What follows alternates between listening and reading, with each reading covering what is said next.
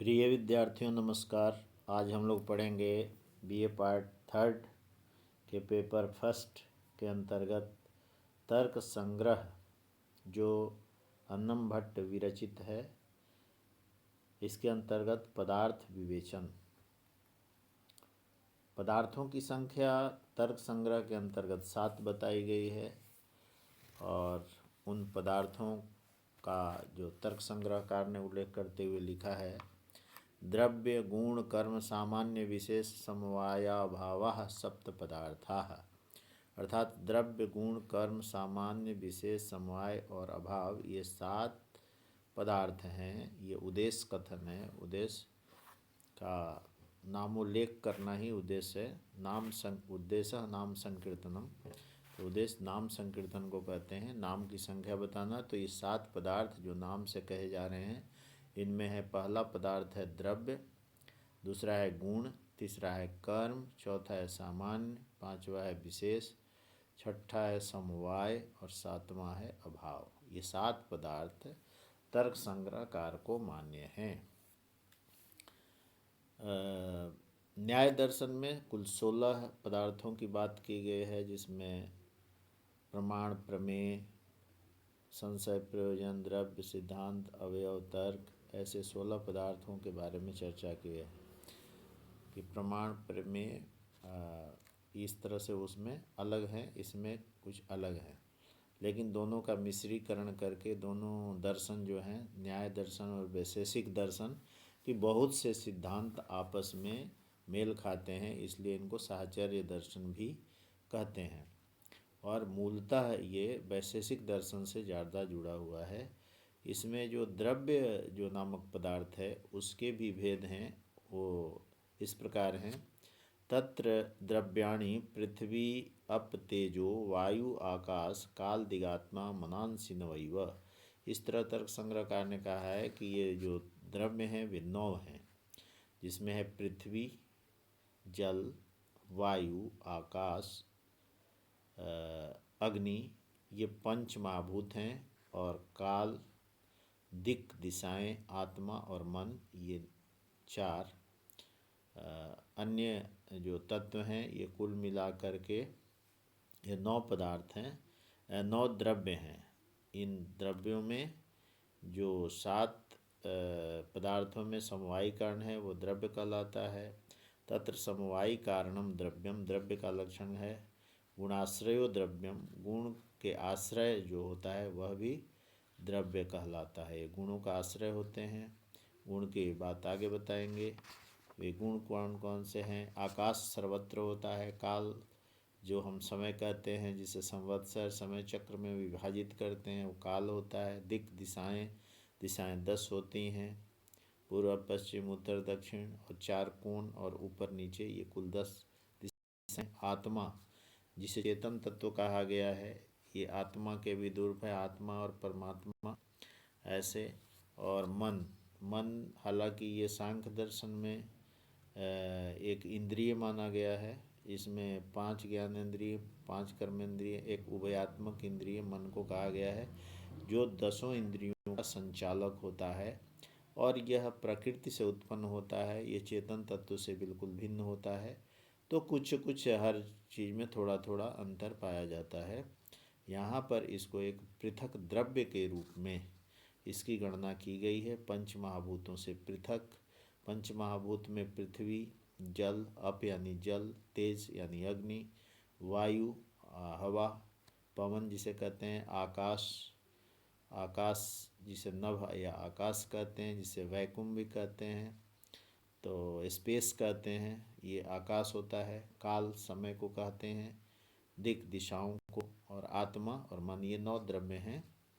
और द्रव्य का जो लक्षण है, तत्र समवायी कारणम द्रव्यम, जो समवायी कारण वाला होता है वो द्रव्य है। और गुणाश्रय द्रव्यम, जो गुण का आश्रय बनता है, गुण जिसमें आश्रित रूप से रहते हैं, तो उस तरह से ये द्रव्य के लक्षण हैं। द्वितीय जो पदार्थ है उसका नाम है गुण। तो गुण के कुल 24 भेद हैं। तो गुण कौन कौन से हैं वे देख लें। गुणों का नामकरण, जैसे रूप, रस, गंध, स्पर्श, संख्या, परिमाण, पृथकत्व, संयोग, विभाग, परत्व, अपरत्व, गुरुत्व, द्रवत्व, स्नेह, शब्द, बुद्धि, सुख, दुख, इच्छा, द्वेष, प्रयत्न, धर्म, अधर्म, संस्कारा चतुर्विंशति गुणा। ये 24 गुण इन्होंने गिनाए हैं, जिसमें 5 तो पंच तन्मात्राएँ सांख्य दर्शन के अंतर्गत इनको कहा गया है। जो पंच महाभूतों के विषय हैं, सूक्ष्म तत्व हैं, जैसे रूप, रस, गंध, गंधवती पृथ्वी जैसे कहते हैं, स्पर्श, संख्या, ये 5 होंगे ना, रूप, रस, गंध, स्पर्श और शब्द। शब्द जो है आकाश का है। संख्या, परिमाण, पृथकत्व, संयोग, विभाग, परत्व, अपरत्व, गुरुत्व, द्रवत्व, स्नेह, शब्द, बुद्धि, इच्छा, द्वेष, प्रयत्न, धर्म, अधर्म, संस्कार, ये 24 गुण कहे गए हैं। आदम भट्ट के अनुसार ये 24 गुण हैं। और कहते हैं वैशेषिक दर्शनकार कणाद मुनि ने रूप से सुख तक केवल 17 ही गुण माने हैं, जबकि कुछ विद्वान 21 गुण मानते हैं। वे पृथकत्व, परत्व, अपरत्व को अलग से गुण नहीं मानते हैं। गुण का लक्षण जो तर्क भाषाकार के अनुसार है, सामान्यमान असमवायी कारणम अस्पंसदात्मा गुण सच द्रव्याश्रित एवं, अर्थात सामान्य प्रजाति से युक्त असमवायी कारण होने वाला कर्म स्वरूप न होने वाला गुण कहलाता है। गुण द्रव्य के आश्रित रहता है, वह रूप आदि के भेद से 24 प्रकार का हो जाता है। तृतीय जो पदार्थ है उसका नाम है कर्म। द्रव्य, गुण और कर्म। कर्म 5 प्रकार के कहते हैं, उत्क्षेपण, अपक्षेपण, आकुंचन, प्रसारण, गमनानि, पंचकर्माणि। उत्क्षेपण एक क्रिया है, कर्म क्रिया को भी कहते हैं। उत्क्षेपण ऊपर की ओर उछलना, उछालना। अपक्षेपण नीचे की तरफ उछलना, फेंकना। आकुंचन सिकुड़ना, सिमट जाना। प्रसारण फैलना, फैलाना। गमन चलना, गति करना। ये 5 प्रकार के कर्म होते हैं, यानी क्रियाएं। चलनात्मकम कर्म गुण का लक्षण है। गुण एवं द्रव्यमात्रवृत्ति, और अर्थात कर्म का अर्थ है चलना, हिलना, गति करना। यह कर्म क्रिया गुण के समान केवल द्रव्य पदार्थों में ही रहता है। गुणाश्रयो द्रव्यम, गुण द्रव्य के आश्रित रहता है। तो जो है गुण है वो द्रव्य के आश्रय लेकर रहता है। ये 4 प्रकार के, ये 24 प्रकार के गुण कहे गए। चौथा पदार्थ है सामान्य, जिसे हम जाति भी कहते हैं। परम च अपरम च द्विविधम सामान्यम, जो बड़ा पर सामान्य और अपर सामान्य नाम से सामान्य नामक 2 प्रकार का होता है। नित्यत्वे सति अनेक समवेतत्वम सामान्यत्वम, जो पदार्थ नित्य स्वरूप होते हुए अनेक में समवाय संबंध से पाया जाता है, वह सामान्य होता है। उदाहरण के लिए जैसे गाय गाय गाय, ये पृथक व्यक्ति हैं। गो रूप व्यक्ति, मनुष्य मनुष्य मनुष्य, तो एक आदमी आदमी तो इसमें मनुष्यत्व जाति हो गई। सारे मनुष्यों में एक धर्म है। और इसी तरह गाय में एक विशेष प्रकार का गुण पाया जाने से वो गाय है। भैंस में एक प्रकार से वो भैंस है, महिष है। अज में, अज यानी बकरी में एक प्रकार के विशेष पाए जाने से जो है समवाय संबंध से जो उनमें रहता है वो लक्षण है। जो असाधारण धर्म होता है वो लक्षण होता है जो समवाय संबंध से पाया जाता है 2 पदार्थों के बीच, 2 व्यक्तियों के बीच। तो वो, और जो पदार्थ नित्य स्वरूप होते हुए, और जो जाति है वो नित्य होती है। व्यक्ति नित्य नहीं होता है, जैसे गो, गाय तो समाप्त हो जाए लेकिन वो गोत्र समाप्त नहीं होता, उसकी प्रजाति जब तक रहती है तब तक वो रहता है। वस्तु समान वह पदार्थ जिसमें समान आकार, गुण, कर्म एक जैसे समान स्वरूप में मिलते हैं, उसे जाति भी कहते हैं। यह छोटी जाति, बड़ी जाति। जैसे पशु जाति, पशु जाति में मनुष्य एक सामाजिक प्राणी है, तो या पशु है मान लिया, तो पशु में तो भेड़, बकरी, भैंस, हाथी सब आ गए, और मनुष्य भी आ गया, बंदर। तो इसमें मनुष्य जाति, फिर इसमें बंदर की जाति है ना, और इसी तरह से गोत्र जाति। तो सब पशुओं की अलग अलग जाति। बड़ी जाति क्या है, तो पशुत्व है, और उसमें मनुष्यत्व है, अजत्व है, महिषत्व है, गोत्व है। ये छोटी जाति अपर जाति, पर जाति पर सामान्य और अपर सामान्य, ये 2 प्रकार के भेद कहे जाते हैं। और इसी तरह 5वां पदार्थ है विशेष। नित्य द्रव्य वृत्तियों विशेषा तु अनंता एवं, नित्य द्रव्य वृत्ति वाला जो है वो विशेष है, वो अनंत है, एक नहीं अनंत है। विशेष पदार्थ नित्य होता है, वह नित्य द्रव्यों आकाश, काल, दिग, आत्मा और मन में नित्य रहता है। आकाश, काल, दिग, दिशाओं, आत्मा और मन में नित्य रहता है तथा नित्य अनित्य द्रव्यों पृथ्वी, जल, तेज, वायु इनके परमाणु रूप नित्य प्रकारों में भी विशेष पदार्थ पाया जाता है। जितने भी द्रव्य हैं, द्रव्य में जो पंचमहाभूत हैं वे स्थूल रूप में अनित्य हैं, लेकिन उनके परमाणु नित्य होते हैं। द्रव्यों के परमाणु नित्य होते हैं उन नित्य द्रव्यों में, और ये आकाश, काल, दिग, आत्मा, मन में ये नित्य रूप से रहता है। विशेष ये अनित्य कार्य रूप में नहीं पाया जाता। अनंतत्व सति नित्य द्रव्य वृत्ति त्वम विशेषत्वम, अर्थात अनंत नित्य होते हुए नित्य पदार्थों द्रव्यों में पाए जाने वाला विशिष्ट पदार्थ विशेष होता है। यह अनंत होता है और विशेष जो है अनंत है और नित्य द्रव्य वृत्ति वाला है। यह भेदक पदार्थ है, दो द्रव्यों के मध्य जो अंतर होता है इस विशेष नामक पदार्थ के कारण होता है। छठा पदार्थ है समवाय।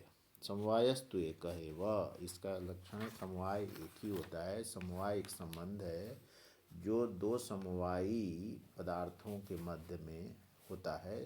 जो दो पदार्थ अयुत संबंध से एक दूसरे से जुड़े रहते हैं उनमें समवाय नामक संबंध होता है। जैसे नित्य संबंधत्वम समवायत्वम, अर्थात दो या दो से अधिक पदार्थों का परस्पर नित्य संबंध होता है, वह समवाय कहलाता है।